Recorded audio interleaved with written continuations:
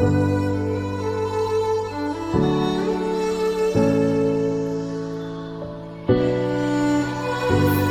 again, this is part 2 of my trying to conceive journey and my story about my miscarriages and my ectopic pregnancy. So as mentioned in my previous video, I did have a miscarriage at 3 weeks pregnant. That was the first time I had a miscarriage, and that was really tough for me because I never experienced something like that. And I didn't really know too many people. I don't know why it's so taboo or people don't really talk about miscarriages, but I feel like it's important to do stuff like this, like videos or support groups, or share with other people so that they know they're not alone and that they know it's like something that does happen. Now, my second miscarriage, that one was the hardest out of all of my miscarriages. That one was a miscarriage at 10 weeks and 2 days. So I already heard a heartbeat twice. I was already, 10 weeks and 2 days along. So that's more than 2 months along. And I'm thinking, okay, this one's different from the first one, which was a chemical miscarriage. This one's a little different because the baby has a heartbeat. However, every time I went and did an ultrasound, there was no growth. There was no, head or arms or legs or feet or anything like that.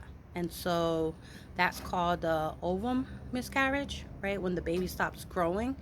So the baby stopped growing. There was no development. I never knew why the baby stopped growing, but that one I lost at 10 weeks and 2 days. And that one I grieved hard. That one I already felt an attachment to the baby. I had the baby for a long time, and I was happy to have the baby. Okay, I am back. So my memory is super full on my phone. I have a problem of storing pictures and videos from years and years and years ago. Even though there's a cloud, I still have a really hard time deleting stuff. I have to start deleting stuff. But where I left off was my second miscarriage was the hardest. 10 weeks pregnant, 10 weeks and 2 days. I lost my baby, and it was super hard for me. It's nice and windy today. Super hard for me because I've had an attachment to the baby, but the baby just stopped growing. After that, soon after, and that miscarriage happened July of 2020. July of 2020, that miscarriage happened. And so soon after that, I would say a month later, I got pregnant again. But this time it was a little worse than the first time because then I had a ectopic pregnancy.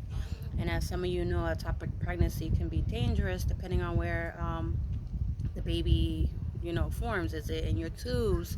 Is it outside the uterus? So I'm gonna stop this video and go into my ectopic pregnancy.